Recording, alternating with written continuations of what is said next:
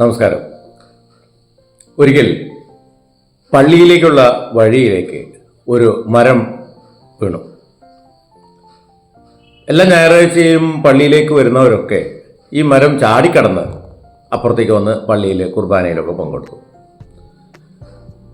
ഒരു ഞായറാഴ്ച കുർബാന സമയത്ത് അച്ഛൻ പറഞ്ഞു, വിശ്വാസികളായ നമുക്ക് എല്ലാവർക്കും കൂടി ആ പള്ളിയിലേക്കുള്ള വഴി തടസ്സപ്പെടുത്തി വീണ് കിടക്കുന്ന മരം ഒന്ന് മാറ്റണം.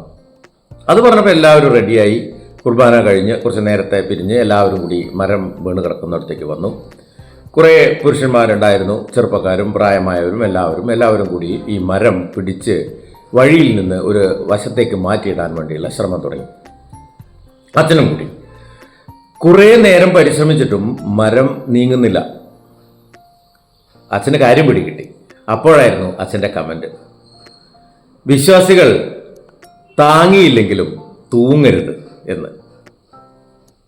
പ്രിയപ്പെട്ടവരെ, നമ്മളൊരു നാട്ടിൽ നടക്കുന്ന ഒരു പരിപാടിയിൽ ഭാഗവാക്കാക്കാൻ പോകുമ്പോൾ ശ്രദ്ധിക്കുക, പരിപാടി താല്പര്യമുള്ളവർ നന്നായി നടത്തട്ടെ.